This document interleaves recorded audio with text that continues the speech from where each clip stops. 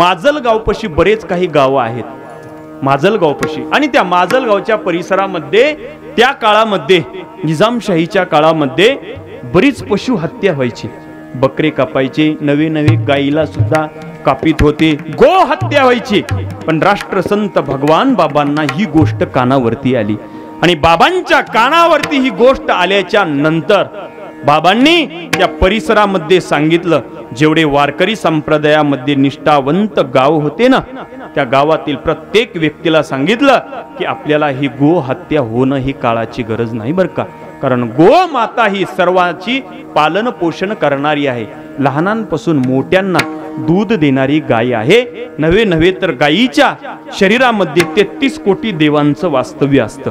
म्हणून भगवान बाबांनी त्या परिसरामध्ये जात असताना, ऐका, माजलगावच्या परिसरामध्ये जात असताना त्या काळामध्ये भगवान बाबांनी सगळ्यांना सांगितलं आपण हे बंद करू.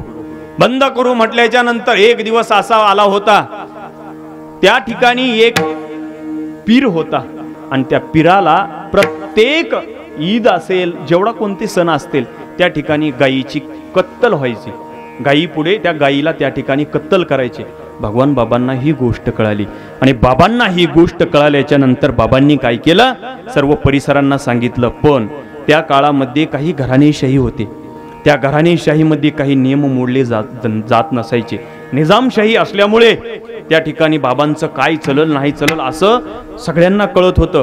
पण सर्व जनसमुदाय एकत्र झाला आणि जनसमुदाय एकत्र झाल्याच्या नंतर सर्वांनी ठरवलं.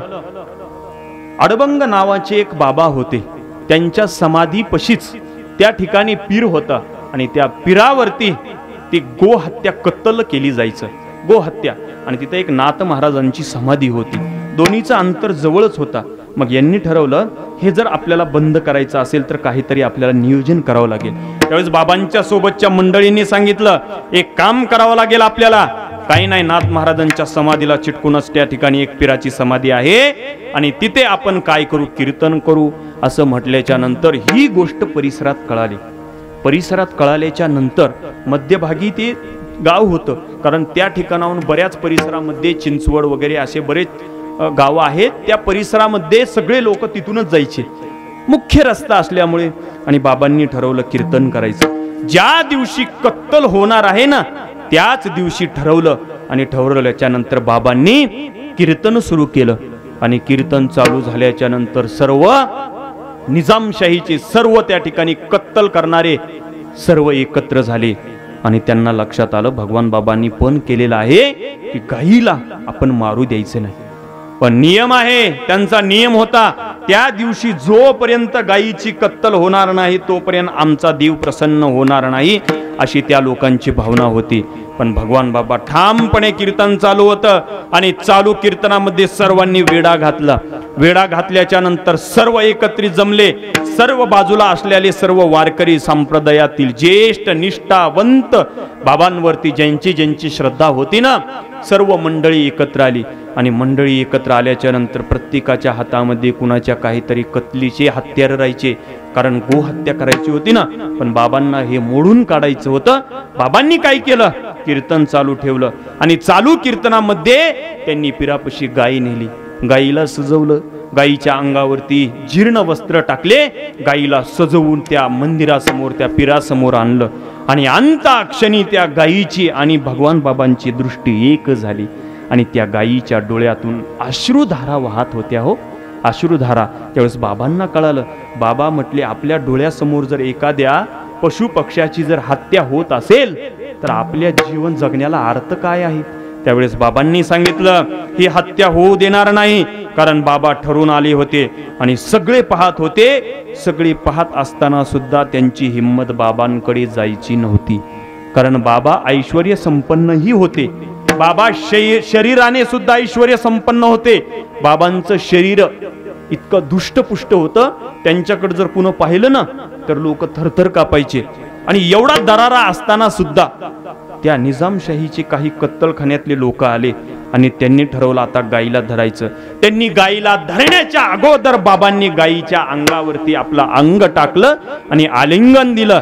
आणि आलिंगन देता क्षणी सर्वांनी टवकारून बघितलं आता सोडवायचं कसं. असं विचार केल्याच्या नंतर भगवान बाबांच्या जवळ कुणाचीच हिंमत होत नव्हती, हिंमत कोणाचीच होत नव्हती. पण बाजूच्या लोकांना वाटत होतं जर यांनी बाबांच्या अंगावर गेले तर आपलं काय राहील असं म्हटल्याच्या नंतर पण त्यांची हिंमत बाबांकडे यायची नव्हती.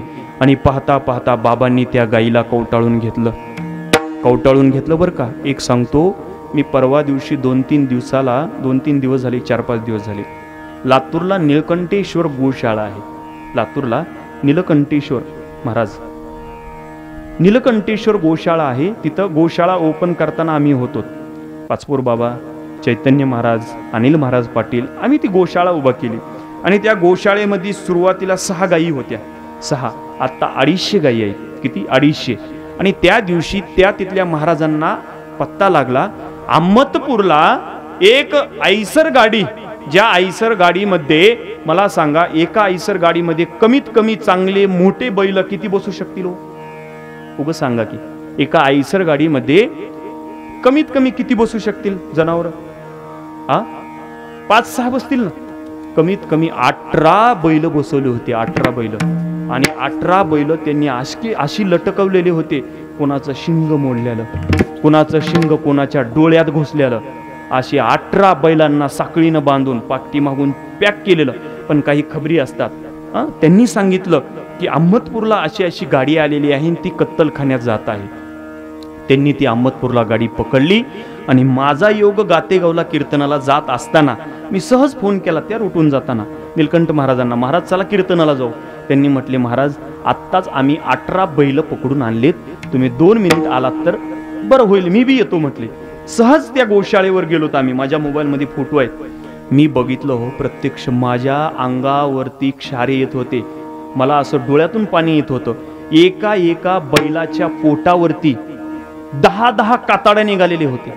त्यांनी एवढं त्या ट्रकमध्ये कोंबलेलं होतं त्या बैलांना, कोणाचं शिंग मोडलेलं, एकात्र बैलाच्या एक डोळ्याचं बुबुळ बाहेर पडलं होतं, एक बुबुळ. मला सांगा, कत्तलखान्यामध्ये नेणारे व्यक्ती किती क्रूर असतील. त्या दिवशी मला कळालं, सोपी गोष्ट नाही. मला सांगा, काही जणाच्या पाठीवरती ओरगडलेलं, काही जणाचे डोळे बाहेर निघालेले, काही जणाच्या कानाला मार लागलेला, अशा सुद्धा जीवांचा उद्धार करण्यासाठी काही लोक असतात. नव्हे भगवान बाबांनी ठरवलं की ही गाय कत्तलखान्यामध्ये नव्हे तर हिला कापलं नाही पाहिजे. गोवंश हत्या बंद झालेली आहे. छत्रपती शिवाजी महाराजांनी त्या काळामध्ये गोवंश हत्या बंदी केली होती, त्या काळामध्ये गोरक्षण केलं होतं, त्या काळामध्ये तेही सांगितलं भगवान बाबांनी, बाबा आपल्या धर्मामध्ये, हिंदू धर्मामध्ये गो हत्या, गो माता ही आपली माता आहे असं सांगितल्याच्या नंतर भगवान बाबांनी गायीला कवटाळून धरलं. कवटाळून धरल्याच्या नंतर हिम्मत कोणाचीच होत नव्हती आणि ते दाव सोडून दिलं. आणि दाव सोडून दिल्याच्या नंतर जय जयकार झाला, राष्ट्रसंत भगवान बाबा महाराज की जय.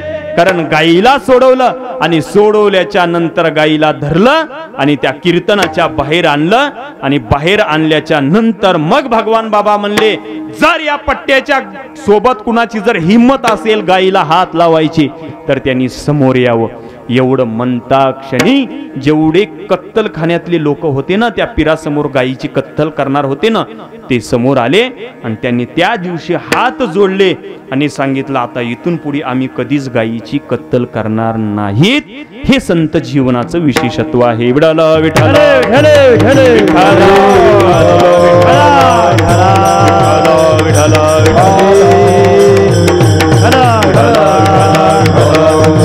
विशेषत्व दिलेलं आहे. म्हणून संत विशेष असतात, जडाचाही उद्धार करतात, जीवाचाही उद्धार करतात. केला की हो गायीचा उद्धार केला. एक लक्षात असू द्या, एखाद्या प्रसंग जर आपल्याला ओढवला ना, एखादा प्रसंग जर ओढवला, एखादी गाय जर समोरून जात असेल, पळत जात असेल आणि ती गाय जात असताना जर त्याच्या पाठीमागे एखाद्याला जर कत्तल करणारा व्यक्ती जात असेल ना, आणि ती गाय आपण पाहिली असेल, पाठीमागे निघून गेली, आणि जर त्यानं जर आपल्याला विचारलं ना कसायानं, अहो महाराज गाय कुणकडे गेलेली आहे, त्या टाइमला खोटं बोलायचं बरं का. धर्म, काही गोष्टी खोट्या बोलाव्या आणि काही गोष्टी खऱ्या बोलाव्या, काही गोष्टी खोट्या बोलाव्या. कोणत्या कार्यासाठी? ज्या कार्यामध्ये धर्माचं रक्षण होणार आहे ना, तिथं खोटं बोलायला काही अडचण नाही. आणि जर त्या साधूनी जर म्हटलं ना, अहो गाय या दिशेनं गेलेली आहे, आणि ती जर गोष्ट त्या जर कत्तलखान्यानं जर धरलं ना, त्या कसायानं जर त्या गाईला धरलं तर अर्ध पाप वाट्याला त्या व्यक्तीच्या जातं. म्हणून काही गोष्टीमध्ये खरं बोलावं, काही गोष्टीमध्ये खोटं बोलावं. पण आत्ताच्या काळामध्ये सर्रास माणसं खोटं बोलाले, सर्रास खोटं बोलालेत बरं का. आणि मोबाईल एक वस्तू अशी आली आहे महाराज, मोबाईल नंतर 75% माणूस खोटं बोलालाय. महाराज कुठपर्यंत आलात? जरी आम्ही मांडव्यापर्यंत आलेलो असलो तरी परळीपर्यंत आलो म्हणतो ना, बरोबर आहे ना. मोबाईल एवढा लबाड बोलायला होतो माणसाला. पहिल्याच्या काळामध्ये माणसं रात्री 8 वाजता झोपायची आणि उठायची किती वाजता हो? पहाटे 5-4 ला उठायचे. त्यांचं शरीर संपुष्ट राहत होतं पहिल्याची माणसं. आत्ताचे लेकरं किती वाजता झोपते तो? आत्ताचे लेकरं किती वाजता झोपते? इकडं लेकरं झोपत नाहीत का? 12 वाजता. 12 वाजता झोपतेत. उठतेत किती वाजता? सकाळी 12 वाजता. बरोबर आहे, बरोबर आहे.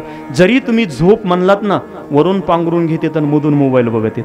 आणि तुम्हीही त्यांना असं घर बांधून दिलंय बाळू महाराज, घर असं बांधून दिलंय जिथं त्याची रूम, जिथं त्याचा कॉट आहे ना, तिथंच त्याचं चार्जर असते ना. ते चार्जरचं पिन ठेवते मध्ये आणि ते रात्रभर मोबाईल मध्ये. एक लक्षात असू द्या, मोबाईलचा वापर आवश्यकही आहे आणि अति वापर केल्याने त्याचा परिणामही होतो बरं का. बघा, घरामध्ये संध्याकाळी जर 10 माणसं एकत्र आले 8 वाजता तर 10ला 10 माणसं मोबाईलवर आहे सध्या. बघा तुम्ही थोडा विचार करा, 10ला 10. त्या दिवशी डॉक्टर तातेराव लहाने यांनी एक संदेश दिला.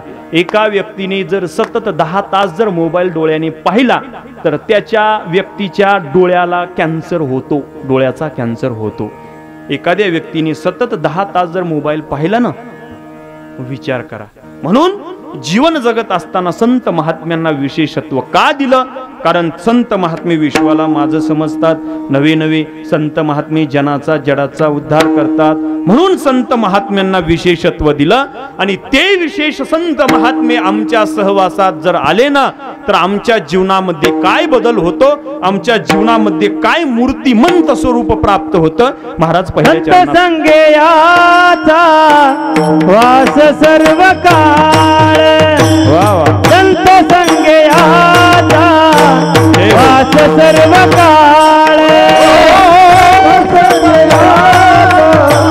वास सर्व काळ, संत संगेयाचा वास सर्व काळ, संत संगेयाचा वास सर्व काळ, संत संगेयाचा वास सर्व काळ, संत संगेयाचा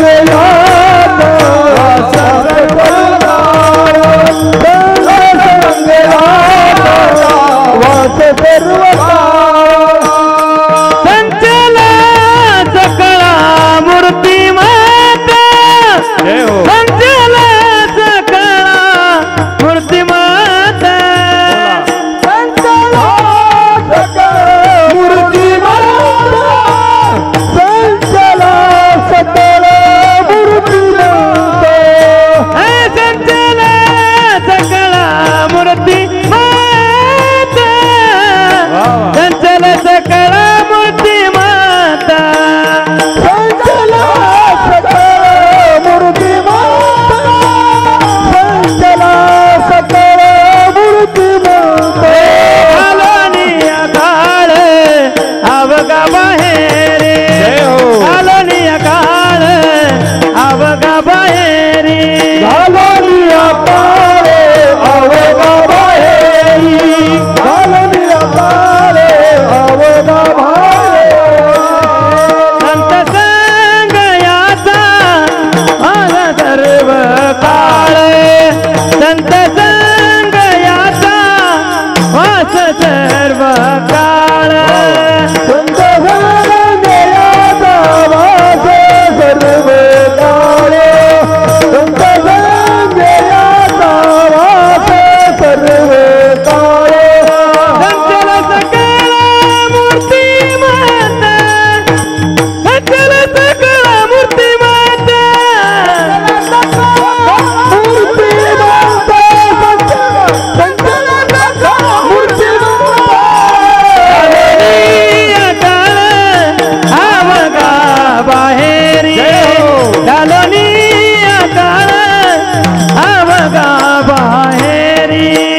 घालवी आता अवघा बाहेरी घालवी आता अवघा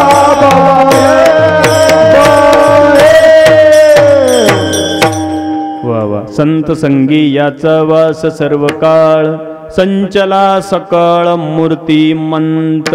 ऐका, संत जीवनाची विशेषता सांगत असताना तुकोबराय सांगतात, जे संत सहवासामध्ये प्राप्त होतात, नवे नवे संत संगेयाचा जो संत महात्म्यांच्या सहवासामध्ये येतो ना, तो मूर्तिमंत होतो. संत संगे याचा वास सर्व काळ. मग तुम्ही म्हणताल, संत महात्म्यांच्या आमच्या जीवनामध्ये सहवास कधी मिळतो? ऐका, संत महात्मे कळाले कुठे असतात, कसे राहतात, या जगाला माझं समजतात, जनजीवाचा उद्धार करतात, ते संत असतात.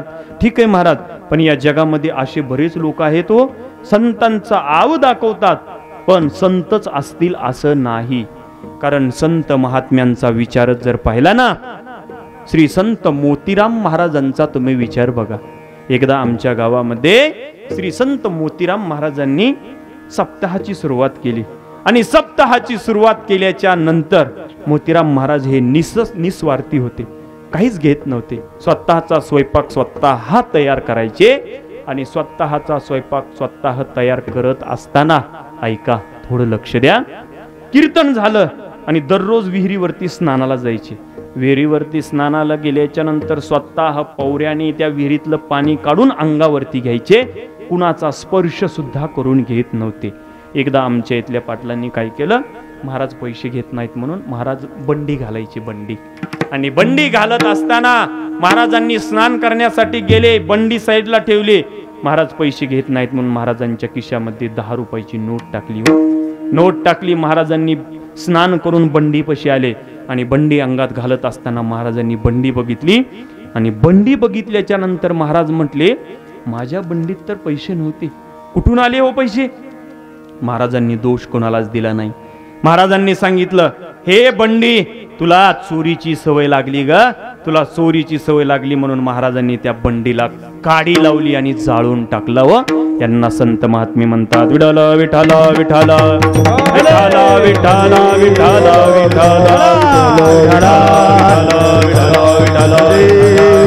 विठ्ठल विठ्ठल. हो, हा संत महात्म्यांचा जीवनाचा काळ असतो बर का, त्यांनाच विशेषत्व प्राप्त झालेलं असतं, म्हणून संत विशेष असतात. हेही कळालं नसेल तर आणखी सोपं करतो, संत महात्मे विशेष का. आम्ही संस्थेत असताना एक प्रसंग झाला, संत महात्मे गेल्याच्या नंतरही विशेष का असतात. दरवर्षी मधुकरी असायची, 4 वर्ष मधुकरी मागितली बरं का आम्ही. प्रत्येक घरोघर मधुकरी म्हणजे काय, ही तोंडाला फक्त शब्द सोपा आहे. आताच्या काळामध्ये मधुकरी सोपी नाही. मधुकरी बंद झाली, राजाभाऊ महाराज, मधुकरी बंद झाली. आमच्या जीवनात घडला काळ तो. 4 वर्ष मधुकरी मागायची, संध्याकाळच्या वेळेला आणि सकाळच्या वेळेला. सकाळच्या 60 विद्यार्थी आम्ही होतो. संत विशेष का, मी हे सांगालोय बरं का, संत विशेष का असतात. मधुकरी मागून आणली. मधुकरी मागून आणल्याच्या नंतर संध्याकाळीच्या वेळेला मधुकरी कमी पडली आणि कमी पडली म्हणून संस्थांच्या खाली स्वयंपाकगृहामध्ये थोडी भाजी वाढवली आणि भाजी वाढवल्याच्या नंतर थोडं पाणी टाकून फोडणी देऊन भाजी वाढवली आणि भाजी वाढवल्याच्या नंतर ते पातीलं उचललं आणि जुन्या काळामध्ये आपल्या अलमाऱ्या असतात का, कपाट, अलमाऱ्या, लाकडी कपाट, त्या लाकडी कपाटाच्या दुसऱ्या भागामध्ये ते टोपलं तसंच उचलून ठेवलं. पण आम्हाला माहीत नव्हतं त्या लाकडी फळीच्या खालून पाल होती, पाल. ती कोणीच बघितली नव्हती, अंधार असल्यामुळे. पातेलं आतमध्ये ठेवता क्षणी वाफेनं ती पाल काय झाली, त्या भाजीत पडली आणि भाजीत पडल्याच्या नंतर ती पाल बुडाला गेली. आम्ही 60 विद्यार्थी, आम्ही मोठे होते म्हणून आम्ही वाढायचं काम करायचं आणि 60 विद्यार्थी असे लहान लहान लेकरं होते, लहान लहान लेकरं होते संस्थेत. सगळ्या लेकरांना भाजी वाढली. 60 विद्यार्थी जेवले आणि आम्ही 3 जण राहिलो आणि शेवटी भाजी थोडी राहिली म्हणून आम्ही काय केलं, शेवटच्या वेळेला आम्ही जेवाय बसलो आणि जेवाय बसल्याच्या नंतर माझ्या शेजारच्या एक बाबा होते आम्हाला शिकवायला, त्यांनी अशी भाजी हलवली आणि हलवून त्यांच्या ताटात टाकता क्षणी त्या वाटीमध्ये पाल दिसली. हो, काय दिसली, पाल दिसली. आणि पाल पाहिल्याच्या नंतर मला सांगा, जर आपल्या जीवनामध्ये जर पाल बघितली तर माणूस जीवल का हो? जीवल का? आम्ही पाहिल्यावरती पाल बघितली, सगळेच थंडगार पडलो. 60 विद्यार्थी जेवलेत, पालीचं जेवण केलंय. सगळ्यांना थोडं वेगळं वाटलं, आता काही होऊ शकतं. म्हणून आम्ही तिघांनी असं ठरवलं, आता काय करू आपण. 60 विद्यार्थी जेवलेत, पण ते संस्थानचे जे बाबा, सेवाधारी बाबा होते बरं का, दररोज त्यांनी मोतीराम महाराजांच्या समाधीचा अभिषेक करायचा. आणि त्यांनी सांगितलं, जर आत्ताच्या काळामध्ये प्रख्यात संत मोतीराम महाराजांची जर कृपा असेल ना, तर एकाही लेकराला धक्का लागणार नाही. असं म्हटल्याच्या नंतर 60 विद्यार्थी दुसऱ्या मजल्यावर जाऊन झोपले. आणि झोपल्याच्या नंतर त्यांनी सांगितलं, काहीच करायचं नाही, आपण 4 वाजेपर्यंत जागर राहू. ही माझ्या डोळ्यासमोरची गोष्ट आहे. मीही त्या संस्थेत होतो. आणि आपण झोपू, 4 वाजेस्तोर आपण पाहू, असं म्हटल्याच्या नंतर 4 वाजेस्तोर आम्ही जागी राहिलो. आणि जागे राहिल्याच्या नंतर पहाटे आपण 4 वाजता सगळे विद्यार्थी प्रॅक्टिसला जातात, बाहेर अभ्यासाला जातात. असं विचारल्याच्या नंतर त्यांनी सांगितलं, ठीक आहे. 3:45 झाली, 4 वाजली, 4:15 झाली. वाहनवाल्याला सुद्धा आम्ही सांगून ठेवलं होतं, पण त्याला सांगितलं नाही, जर कोणाला काही झालं तर तो थांब. असं सांगितल्याच्या नंतर 4 वाजता सगळे विद्यार्थी उठले. एक एक उठून निघाय झालं, बाहेर निघालो. प्रत्येक विद्यार्थ्याला विचारायचं आम्ही, ए दादा, काही वाटतंय का तुला, काही पोटामध्ये काही? त्यानं म्हणायचं, काहीच नाही, निवांत निवांत, जा प्रॅक्टिसला. असे 60ला 60 विद्यार्थी प्रॅक्टिसला गेले. आणि सकाळी 7 वाजता ज्या वेळेस स्नान करून विद्यार्थी आले, त्यावेळी समाधीचं दर्शन घेतल्याच्या नंतर सगळ्यांना सांगितलं, रात्री आपण पालीचं जेवण केलंय, पण कोणालाही धक्का लागला नाही. ही संत महात्म्यांची कृपा असते, म्हणून संत विशेष असतात. विठ्ठल विठ्ठल विठ्ठल विठ्ठल विठ्ठल विठ्ठल. म्हणून संत महात्म्यांच्या सहवासामध्ये जो कोणी आला ना, तो मूर्तिमंत होतो. नवे नवे संत विशेषत्वाला जातात. बरं ठीक आहे, संत संगे याचा आमच्या जीवनामध्ये संत महात्म्यांचा सहवास लाभावा असा आमची इच्छा आहे. संत मग आम्हाला कळावे हो, आम्हाला जरा लवकर समजून सांगा ना, वेळ होत आलेली आहे. ऐका, संत मग तुम्हाला पाहायचेच असतील, संत कळूनच घ्यायचे असतील, ऐका. चक्कू पाहिला ना तुम्ही? चक्कू पाहिलं ना? चक्कू असतो, त्या चक्कू मध्ये चक्कूचा वरचा भाग आपण खातो आणि मधला भाग तसाच ठेवतो. बरोबर आहे? बरोबर आहे का? कीर्तन कळालंय का? चक्कूचं सालपट खातो आणि मधला भाग फेकून देतो. बरोबर आहे ना? पाठीमागं कसं आहे? तसंच आहे का? नाही ना? म्हणजे तुम्हाला कीर्तन कळालंय. कीर्तन कळालंय. ऐका, चक्कू खातो आपण, चक्कूचा वरचा भाग टाकून देतो, मधला भाग खातो, आणि आतमध्ये काय असतं? बी असतं. बी असतं. मला सांगा, चक्कू मध्ये बी असतं. चिक्कू फोडल्याच्या नंतर त्या चिक्कूच्या बियाला कमीत कमी 1 ग्राम का होईना त्या बियाला त्याचा अर्क लागलेला असतो. बरोबर आहे? बरोबर आहे का? नाही? नाही ना? वा वा, हुशार माणसं आहेत, इथले हुशार माणसं आहेत. ऐका, चक्कू फोडल्याच्या नंतर आतमधून जे बी येतं ना, जे बी येतं, त्या बियाला त्या चक्कूचा किती भाग लागलेला असतो? काहीच नाही, काहीच नाही. मला हे उत्तर पाहिजे. काहीच नाही. तसं या विश्वरूपी संसार रूपी चिक्कू मध्ये संत महात्मे बियाप्रमाणे चिक्कू फोडता क्षणी मधून स्वच्छ, निर्मळ, निरअहंकार रूपी समाजाच्या दृष्टिकोनातून संत महात्मे जगाचा उद्धार करण्यासाठी या विश्वरूपी चिक्कू मध्ये राहतात. पण स्वच्छ, निर्मळ, सालस बाहेर येतात, त्यांना संत म्हणतात. संसार सकाळ आलिप्त कमळ, जय जैसे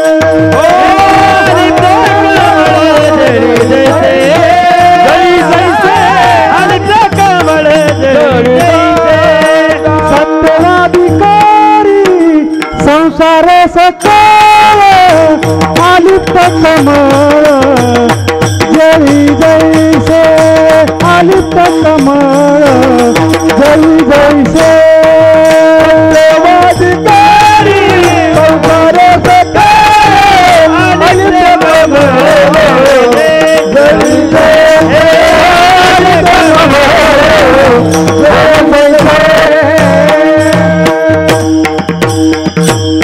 आलिप्त कमळ जळी जैसी. ऐका, ऐका, त्या पाण्यामध्ये कमळ असतं का नाही हो? असतं. पण त्या कमळाच्या अंगावरती, कमळाच्या फुलावरती कसल्याही स्वरूपाचा पाण्याचा थेंब तरी चिटकून राहतं का हो? राहतो का? राहत नाही. तसं संत महात्मे या विश्वरूपी संसार सागरात राहतात, पण त्या चिक्कूच्या बियाप्रमाणे स्वच्छ निर्मळ राहतात, त्या कमळाप्रमाणे बाहेर राहतात. हे संत जीवनाचं विशेषत्व आहे. त्यांना संत म्हणतात. ऐका, हेही कळलं नसेल तर सोपं करा जरा, आणखी सोपं सांगा. ऐका, मग आमचं तुमचं जीवन कसं असतं? आंबा पाहिलाय का? आंबा पाहिलाय ना? आंबा, एका आंब्यामध्ये एक अर्धा किलोचा जर आंबा असेल, थोडं लक्ष द्या, अर्धा किलोचा जर आंबा असेल, अर्धा किलोच्या आंब्यामध्ये कमीत कमी किती माणसं जीवू शकतील हो? हा, आंब्याची दिवस आलीत ना आता. अर्धा किलोचा एक हापूस आंबा जर असेल तर त्याच्यामध्ये कमीत कमी माणसं किती जीवू शकतील? उगा सांगा अंदाजे. 5, बरोबर आहे, कमीत कमी 5. जर महाराजांच्या सोबतचा ड्रायव्हर जर वाढलाच तर ऍडजस्ट होऊ शकतो बरं का. कारण आंब्याच्या कोयीचा गुणधर्म असा आहे महाराज, ती कोय बाजूला जरी 4-5 माणसाचा रस करून ठेवला आणि कोय जर बाजूला ठेवली ना ताटात, ती कोय जर पुन्हा पाण्यातून जर स्वच्छ केली ना, आणखी जर तिला धुतलं ना, तर तिचा कलर देतो का नाही? आणखी एक वाटिका होईना रस वाढतो. तसं आपलं तुमचं जीवन त्या आंब्याच्या कोयीप्रमाणे आहे. काय कोयीप्रमाणे आहे? अहो, दुसरा दिवस आहे सप्ताहाचा, चला ना मंदिराकड. माणूस म्हणते आणखी काला व्हायचा बाकी आहे, आणखी भजन चालू झालं नाही, आणखी भजन चालू झाल्याच्या नंतर पाहू, अशी मानसिकता आपली असते. आपलं जसं संत महात्म्यांचं जीवन चिक्कूच्या बियाप्रमाणे असतं, पण आपलं जीवन हे आंब्याच्या कोयीप्रमाणे असतं बरं का. म्हणून संत विशेष आणि आपण सामान्य, हेही कळालं नसेल, आणखी सोपं करतो, आणखी सोपं. वाळलेलं नारळ पाहिलं ना तुम्ही? वाळलेलं नारळ जर हातात घेतलं आणि त्याला जर असं वाजवलं ना, तर मध्ये काय वाजतं हो?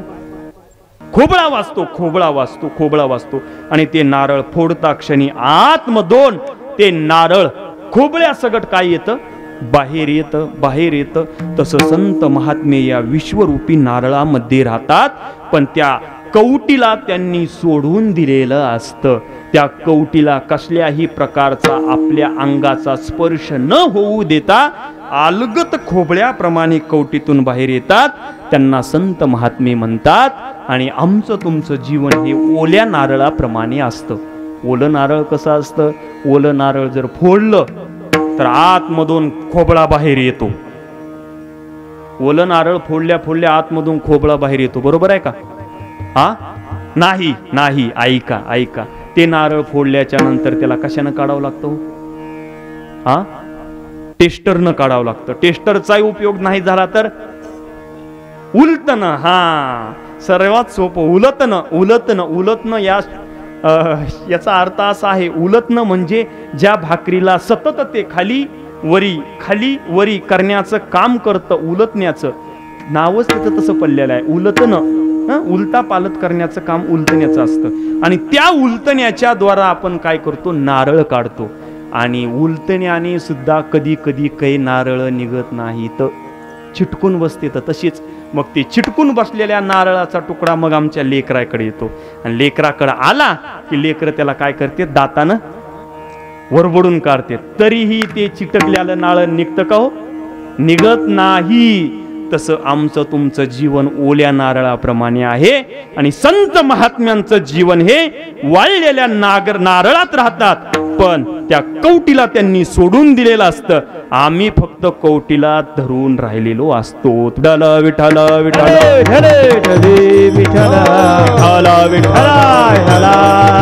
महाराज, आम्हाला आता संत कळाले. आम्ही ओल्या नारळाप्रमाणे आहेत आणि संत हे वाळलेल्या नारळाच्या खोबळ्याप्रमाणे आहेत. संत कळाले, ठीक आहे. पण त्याला एक साधन सांगितलं. कोणतं साधन सांगितलं? जर आपल्या जीवनामध्ये ऐका, अस्तित्व संपन्न वस्तूची जर प्रतीती यावी असं वाटत असेल, अस्तित्व संपन्न वस्तू जर कळावी वाटत असेल, तर तिचं अस्तित्व हे प्रगट होणं गरजेचं आहे. काय होणं गरजेचं आहे? प्रगट. चिंतनाचा विषय. अस्तित्व संपन्न वस्तू ही प्रगट व्हावी. ऐका, उदाहरण देतो, थोडं लक्षात येऊ तुमच्या देतो, ऐका. एका घरी आम्ही कीर्तन झाल्याच्या नंतर चहाला गेलो. चहाला गेल्याच्या नंतर आता कधी असा प्रसंग येतो, मुरली महाराज, असा प्रसंग येतो, कधी ज्याच्या घरी कधीच गेलो नाहीत आम्ही, त्या टायमिंगला आम्हाला जावंही लागतं. आणि गेल्याच्या नंतर घरी नेलं आम्हाला चहाला. बैठकीमध्ये बसवलं आणि त्या घर मालकांना सांगितलं चहा करा चहा. मधून आदेश आला चहा करा चहा. उठलं की महाराजांना तुम्हाला काहीच काम धंदा नाही. साखरेचा पत्ता आहे का? साखरेचा पत्ता, साखरेचा पत्ता आहे का? डबा खडखड वाजलाय त्याच्यात साखर सुद्धा नाही. पण ते बागायत शेतकरी होता बरं का. आता मला बागायत शेतकरी होता. त्यानं म्हणला त्या कोपऱ्यामध्ये 4 ऊसाचे कांडे आहेत, त्या पातेल्यामध्ये टाका आणि चहा करा. जमल का हो? जमल का? जमणार नाही. ऊसात साखर नाही का? ऊसात साखर नाही का? आहे. मग चहाच होईल ना? नाही होणार, नाही होणार. ऐका, वस्तू आहे, तिला स्वरूप साखरेचं आहे, परंतु साखर आहे का? ती आहे साखर आतमध्ये, पण प्रगट झाली का? चहा होऊ शकतो का? मग काय करावं लागेल? त्या ऊसाला काय करावं लागेल? कारखान्यात न्यावं लागेल, त्याची प्रक्रिया करावं लागेल आणि त्याची साखर निर्मिती करावी लागेल. अस्तित्व संपन्न वस्तूची प्रचिती यावी, प्रगट व्हावं असं जर वाटत असेल, हे अस्तित्व संपन्न वस्तू म्हणजे शरीर, मग याची प्रचिती व्हावी, याचं प्रगट स्वरूप कळावं, त्याच्यासाठी प्रक्रिया करावी लागते. कोणती प्रक्रिया? नामसाधन प्रक्रिया. विठ्ठल विठ्ठल विठ्ठल विठ्ठल. आणि ज्या दिवशी याचं अस्तित्व प्रगट रूपाने नामचिंतन करून करून करून करून करून सतत सतत नामचिंतन झालं ना, मग ती मुखावाटे प्रगट होते. ज्या दिवशी तुम्ही खरं बोललं, खोटंही बोललं, तर ती गोष्ट खरीच होत असते. जी वस्तू तुम्ही, जी तुमच्या मुखावाटे शब्द टाकला ना, तो खरा होतो, पण त्याला अस्तित्व संपन्न वस्तूला प्रगट करावं लागतं. हेही कळालं नसेल, सोपं करतो आणखी. घरामध्ये जेवायला वाढलं आम्हाला, महाराज आलेत, जेवाय करा. हो ठीक आहे, जेवाय करतो. तूप आणा, तूप, खिचडीवरती तूप टाका. ती सुगरणबाई होती, तिनं काय केलं, मध्ये गेली, दुधाचं पातेलं आणलं. हे घ्या महाराज तूप. टाकलं की हो भातावर दूध. दुधात तूप नाही का? मग बोला की, दुधात तूप नाही का? हा, इकडं दूध नाही का? आहे ना, बोला की तुम्ही, का बोला ना? तुम्हाला प्रश्न पडला. दूध आहे, दुधात तूप नाही का? आहे, पण त्याला काय करावं लागतं? म्हणतो नवनीता तैसे घे आनंदा, म्हणतो नवनीता तैसे घे आनंदा, तैसे घे आनंदा, म्हणतो नवनीता तैसे घे आनंदा. वाया वाया व्यर्थ कथा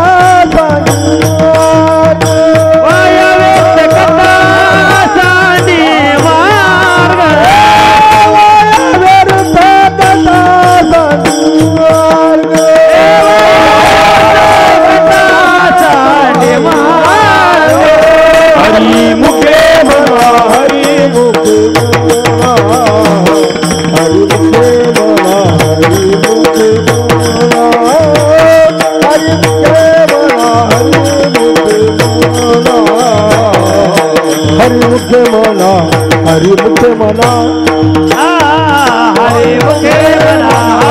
मुखे मना, हरि मुखे मना, हरि मुखे मना,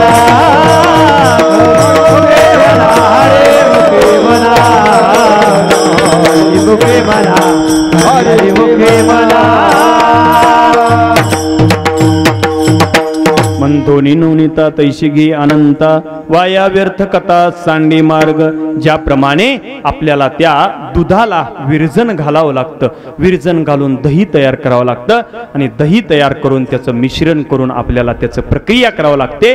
त्यावेळेस म्हणतो नवनीता, मग तुपाची, नवनीताची आपल्याला प्रक्रिया करून तूप निर्माण होतं. त्याप्रमाणे संत महात्म्यांच्या सहवासात येण्यासाठी अस्तित्व संपन्न वस्तूची प्रचिती यावी असं वाटत असेल ना, तर ती वस्तू प्रगट करावी लागते. प्रगट करण्यासाठी नामसाधना ही त्या वस्तूची प्रगट स्वरूप नामसाधना सांगितली. आणि ती नामसाधना जर आमच्या जीवनामध्ये अस्तित्वाला आली ना, ती नामसाधना अस्तित्वाला आल्याच्या नंतर मग मूर्तिमंत संत संगे याचा वास सर्व काळ. ठीक आहे महाराज, संत कळाले, संत महात्म्यांचा सहवास कळाला, संत महात्म्यांच्या सहवासात गेल्यामुळे आम्ही मूर्तिमंत झालोत, कळालो. पण तुकोबराय सांगतात, तुम्हाला संत कळून उपयोग नाही. संत महात्म्यांच्या सहवासात जाऊन जर तुमच्या अंतकरणामध्ये काळ नावाचा दोष जर शिल्लक राहिला ना तर आपण संतत्वाला प्राप्त होत नाहीत. महाराज दुसऱ्या काळ आव बाहेरे कालोनिया काळ आव बाहेरी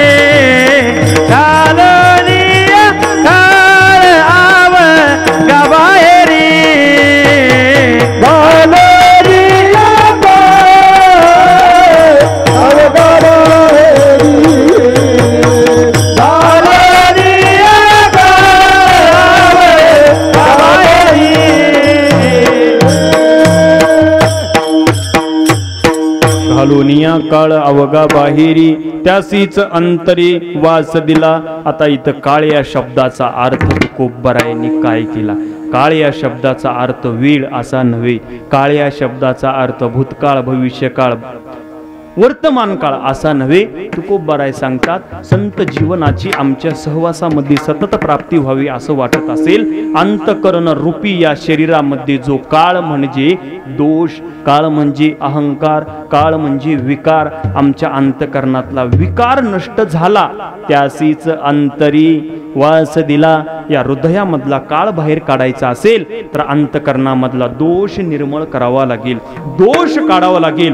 बघा हृदयबंदी खाना केला आत विठ्ठल कोंडीला, पण कधी विकार बाहेर काढावे लागतील, दोष बाहेर काढावे लागतील, अहंकार बाहेर काढावा लागेल. काम क्रोध वैर घातले बाहेरी काम क्रोध वैर घातले बाहेरी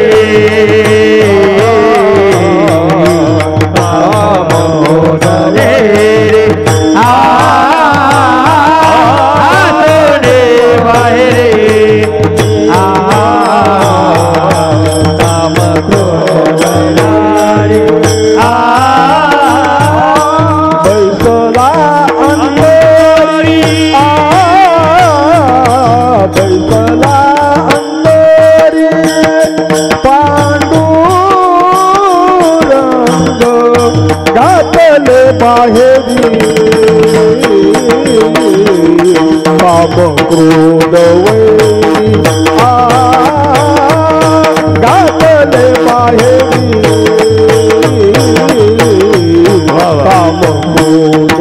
वैरी बैसला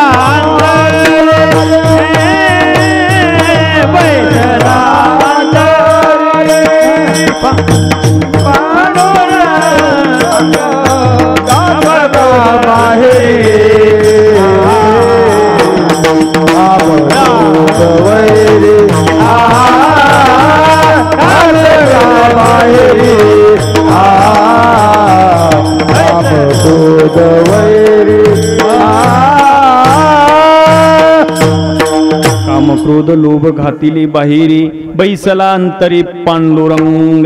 भगवान परमात्मा हे जी दोष आहेत ना, काम क्रोध लोभ हे विकार जे आहेत ना, हे त्यासीच अंतरी वास दिला. तो विकार बाहेर गेल्याच्या नंतरच आपल्या अंतकरणामध्ये भगवान परमात्मा राहतो. माझ्याकडे लक्ष द्या, थोडं माझ्याकडे पहा, ऐका ऐका. तुकोबाराय सांगतात, अंतकरणामध्ये जी दोष वृत्ती आहे, अंतकरणामध्ये जो काळ आहे ना, तो कोणता काळ हो? विकार, अहंकार हा जो काळ आहे ना, हा काळ बाहेर काढल्याच्या नंतर त्यासीच अंतरीवास दिला. ऐका, एक उदाहरण देतो आणि शेवेला मी पूर्णविराम करतो. ऐका, एक दृष्टांत. ज्यावेळेस रामराज्य झालं ना, रामराज्य झाल्याच्या नंतर प्रभू रामचंद्रजी सर्वांना बक्षीस वाटप करत होते. सीता माता बक्षीस वाटप करत होत्या. युद्ध झालं, सगळं झालं. प्रत्येकाला बक्षीस देत असताना माझा मारुतीराय कोपऱ्यात बसला होता आणि मारुतीरायाला सीता माता म्हटली, काहीतरी बक्षीस देऊ आपण त्याला. असं विचारल्याच्या नंतर सीता माता म्हटली, बोलवा बोलवा. बोलवायच्या नंतर सीतामातेने बोलवलं, प्रभू रामचंद्रजींनी बोलवलं. मारुतीराय आले आणि मारुतीरायाच्या गळ्यामध्ये सुवर्ण मुद्राचे हार टाकले, मोत्याचे रत्नजडित हार गळ्यामध्ये टाकल्याच्या नंतर मारुतीरायाने गळ्यात हार घातला आणि झाडावरती जाऊन बसले. पण प्रभू रामचंद्रजींनी सांगितलं होतं, त्याच्या गळ्यात माळ देऊ नको. कितीही रत्नाचा जरी माळा असला ना, तर तो मारुतीराय आहे. तो फक्त एकाच वस्तूची अपेक्षा करतो, एकच पाहतो, फक्त आपुला तो देव, आपुला तो एक देव करून घ्यावा, दुसरं काहीच पाहत नाही. असं कसं होतं? असं म्हटल्याच्या नंतर ते मारुतीराय झाडावरती जाऊन बसले आणि एक एक मणी घेत होते, दातानं कड कड फोडत होते. एक मणी घ्यायचा, दातानं फोडायचं. असं पाहता पाहता गळ्यात टाकलेल्या 4-5 माळा मारुतीरायाने फोडून मणी खाली टाकून दिले. त्यावेळी सीता माता म्हटली, शेवटी हे जातीवरच गेलो, शेवटी जातीवरच गेलं. शेवटी माकडच आहे, पण याच्या जातीवर गेलं. याला गुणधर्म कळाला नाही, एवढं रत्न जडित हार आहे, याला कळालं नाही. असं म्हटल्याच्या नंतर प्रभू रामचंद्रजींनी उत्तर दिलं. प्रभू रामचंद्रजी म्हणते, हे सीते, जरा तू तुझ्या जिभेला आवर. का आवर? त्या मारुतीरायाला विचार, का तोंडाने दाताने तू मणी फोडत आहेस? असं विचारल्याच्या नंतर मारुतीरायाला जवळ घेतलं आणि विचारलं, हे मारुती, एवढे रत्न जडित तुझ्या गळ्यामध्ये हार दिले, का फोडलास मणी तू? असं म्हटल्याच्या नंतर उत्तर ऐका. आता उत्तर ऐका. मारुतीरायाने सांगितलं, या एका एका मण्यामध्ये मी माझा प्रभू रामचंद्र आहे का पाहत आहे, एका एका मण्यात माझी सीता माता आहे का पाहत आहे, एका एका मण्यामध्ये लक्ष्मण आहे का पाहत आहे. त्यावेळी सीता म्हटली, जर एका एका मण्यामध्ये तू जर राम पाहत असशील, लक्ष्मण पाहत असशील, सीता पाहत असेल, तर तुझ्या हृदयामध्ये आहे का? असं म्हणता क्षणी मारुतीरायाने आपली छाती ताडकन फाडली आणि ताडकन फाडाय उशिरा आतमध्ये प्रभू रामचंद्र, लक्ष्मण आणि सीता माता दिसली. त्यासीच अंतरी वास दिला. का? कारण अंतकरणामध्ये विकार नष्ट होता, अंतकरणामध्ये दोष नव्हता, अंतकरणामध्ये काम क्रोध कसलीच वात्सल्य भावना नव्हती. म्हणून मारुतीराय हे श्रेष्ठ होते. म्हणून तुकोबाराय सांगतात, संत महात्म्यांच्या सहवासात यायचं असेल, संत महात्म्यांचा सहवास लाभावा असं वाटत असेल, अंतकरणामध्ये दोष काढायला शिका. घालून या काळ अवघा बाहेरी आणि मग त्यासीच अंतरी वास दिला. आपुलेसे जीही नाही उरो दिले. तिसरे चरणात सांगतात, आपुलेपणा सुद्धा नको आहे. कोणता आपुलेपणा? माझी या हवेला 100 एकर जमीन आहे, हे सुद्धा नको. का? मी चांगल्याच्या मुखातून ऐकलेलं सांगतो. रामभाऊ महाराज रौत यांच्या मुखातलं वाक्य आहे. त्यांनी असं सांगितलं, हे सर्व सृष्टीमधील जे जे माणूस म्हणते ना, हे माझं आहे, माझं आहे, हे तुमचं काहीच नाही. जर तुमचं असेल तर जाताना कोण कोण काय काय घेऊन जातं? बोला की, कोण कोण काय काय घेऊन जातं? काहीच घेऊन जात नाही. त्यांच्या मुखातलं वाक्य आहे. ते सांगतात, जो कोणी या पृथ्वी तलावरती जन्माला आला, त्यानं फक्त ज्याच्या नावानं जी जी जमीन आहे ना, फक्त ही जमीन भगवंताने आयुष्यभर उपाशी मरू नये म्हणून टोकरून खाण्यासाठी, जीवन जगण्यासाठी दिलेलं साधन आहे. म्हणून माझं आहे, पण देवानं दिलेलं आहे असं म्हणायचं. माझं आहे, माझ्या नावावर 7-12 100 एकरचा आहे, पण देवानं दिलेला आहे असं म्हणायचं. जर तुम्ही म्हणत नसताल तर 100 एकरचा 7-12 सोबत घेऊन जाता का? बोला ना. म्हणून देवाचं आहे म्हणायचं. जुनी माणसं पहिल्याच्या काळामध्ये ज्यांच्या घरी 7 काम करणारे माणसं सेवक असायचे, पूर्वीच्या काळामध्ये 10-10 घडी ज्यांच्या काळात असायचे घरी, त्यांच्या घरामध्ये दिवा लावायला सुद्धा माणूस नाही. आणि जे गडी म्हणून काम करत होते, आज तेच बंगले बांधून श्रीमंत लोक झाले. का निष्ठेने करत होते. म्हणून जीवन जगत असताना लहान मोठं काळ वेळ बदलत असतो. प्रत्येकाचा काळ बदलत असतो बरं का, प्रत्येकाचा काळ बदलत असतो. म्हणून जीवन जगत असताना देवानं दिलेलं आहे एवढंच म्हणायचं. म्हणून घालोनिया काळ आपुलेपणा सुद्धा ठेवू नका, मीपणा सुद्धा नको आहे. आपुलेसे जीही नाही उरू दिले, आपुलेपणा सुद्धा माझ्या अंतकरणात मध्ये राहता कामा नये, मग त्यासीच अंतरिवास दिला. ठीक आहे महाराज, संतत्व कळालं. संत विश्वाला माझं समजतात, संत विश्वामध्ये राहतात पण निर्मळ स्वच्छ बाहेर पडतात. संत महात्म्यांच्या सहवासात आम्ही गेल्यामुळे किंवा संत महात्म्यांच्या अंतकरणामध्ये दोष नावाचा विकार नसतो, क्रोध नसतो, काम नसतो, लोभ नसतो, अहंकार नसतो. म्हणून संतत्व प्राप्त होतं. शेवटी आपुलेपणा सुद्धा नसतो. या जगासाठीच कार्य आहे असं समजतात संत महात्मे. पर उपकारासाठी संत महात्मे जगतात. आणि एवढं केल्याच्या नंतर आम्ही जर अशी प्रक्रिया केली किंवा संत महात्म्यांच्या सहवासात जर आलोत, काळ बाहेर काढला, विकार बाहेर काढला, दोष बाहेर काढला, मीपणा नष्ट झाला, तर मग तुकोबाराय सांगतात मीपणा जर नष्ट झाला ना, अहंकार नष्ट झाला ना, तर आमच्या अंतकरणाचा सुगंध दरवळतो. तुका म्हणे नाही झाकत पडू, तुका म्हणे नाही, तुका म्हणे नाही झाकत पडू, तुका म्हणे नाही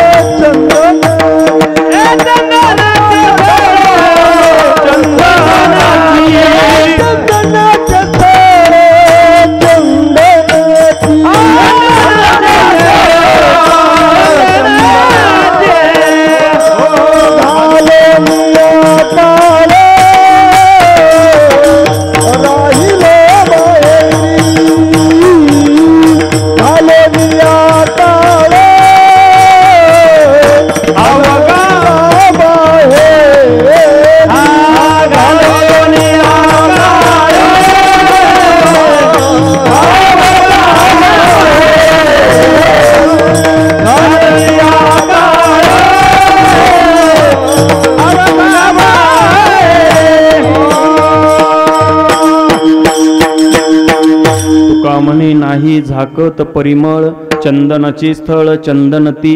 ऐका, थोडं लक्ष द्या. आमच्या अंतकरणातला दोष निर्मुक्त झाला, अंतकरणातला मीपणा नष्ट झाला, म्हणून त्यासीच अंतरी वास दिला. म्हणून संत संगे याचा वास सर्व काळ. सगळ्या गोष्टी प्राप्त झाल्या. याच्यामुळे काय झालं?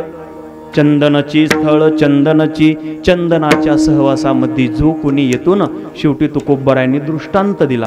तो दृष्टांत असा दिला, एखादं जर चंदनाचं झाड असेल, त्या चंदनाच्या सहवासामध्ये कडुलिंबाचं झाड जर आलं, बाबळीचं झाड आलं, नवे नवे लिंबाचं जरी झाड आलं ना, बोरीचं जरी झाड आलं, तर त्या परिसराला ते सुगंध चंदनासारखा देतो.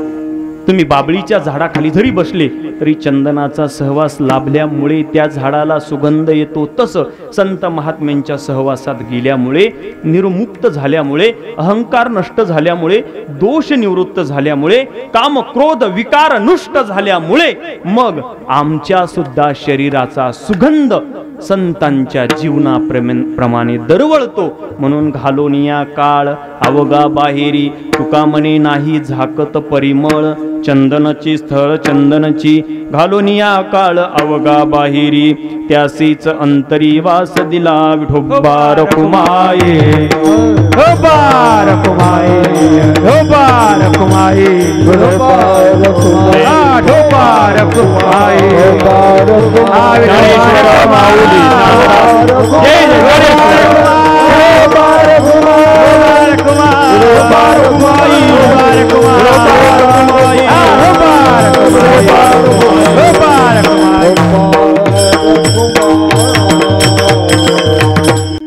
जे काही अभंगावरती बोलण्याचा प्रयत्न केला असेल, असंच असेल असं काही नाही. आणि याच ठिकाणी आपल्या वाघबेट अशा पवित्र अशा धर्मप्रधान नगरीमध्ये संपन्न होत असलेला हा नामचिंतन सोहळा आणि आजच्या दुसऱ्या दिवसाची सेवा संपन्न झालेली आहे. समस्त ग्रामस्थ मंडळींना धन्यवाद. श्री हरिभक्तीपरायण आमचे बाळू महाराज तेही उपस्थित झाले, तेही या ठिकाणी आले. सर्व परिसरातील सर्वच भजनी मंडळी आहेत, मृदंगाचार्य सर्वांच्या चरणावरती नतमस्तक होतो. सेवेला पूर्णविराम देतो. काही अशब्द गेला असेल उधार अंतकरणाने क्षमा करावी.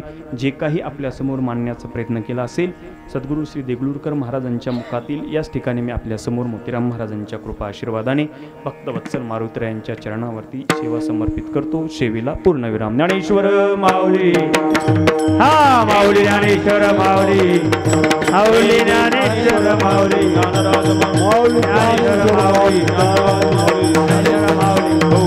2 तास तुम्ही चिंतन ऐकलात, धन्यवाद. 2 तास यांनी चाली खूप सुंदर म्हटल्या, यांनाही धन्यवाद. वाजवणाऱ्याने बिंबीच्या देठापासून वाजवलं, बाळू महाराजांनी खूप प्रमाण म्हटले, पण तुम्ही तुमच्या हाताला काम सुद्धा लागू दिलं नाही. 2 तास कीर्तन केलात पण झळ सुद्धा लागू दिली का हो? खरं बोला की खरं बोला, आत्ता तर खरं बोला. 2 तास आम्ही इमानदारीनं सेवा केली, टाळ्या वाजवल्या का हो? विठ्ठल विठ्ठल भजन 10 वेळेस झालं, मग आता तर टाळ्या वाजवायच्यात का? ज्यांना ज्यांना देवाने 2 हात दिलेत ना त्यांनी हात वरती करा. हात कोणी जर वरी नाही केला आणि या मंडपाच्या बाहेर जर कोणी गेलं तर मी जबाबदार नाही. हात वरती करा, हात वरती करा, असेच हात वरती करा. आम्ही नातराम भाऊ चहा घेऊन येतो. हा, असेच हात वर. श्रीराम जय राम जय जय राम, श्रीराम जय राम जय जय राम, श्रीराम जय राम जय राम, श्रीराम जय राम जय राम, श्रीराम जय राम जय जय राम, श्रीराम जय राम जय जय राम, श्रीराम जय राम जय राम, श्रीराम जय राम जय राम, श्रीराम जय राम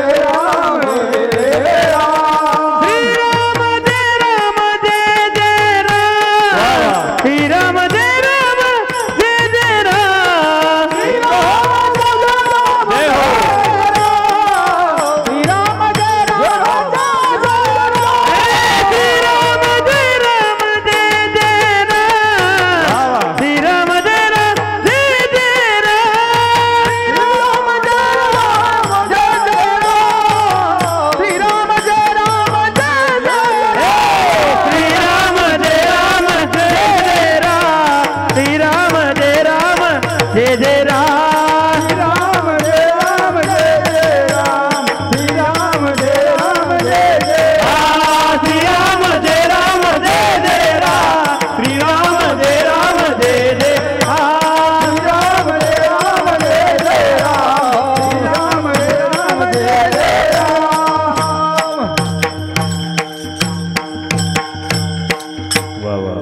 खूप छान भजन केलात. द्यावी तेवढी धन्यवाद कमी आहे. सेवेला पूर्णविराम.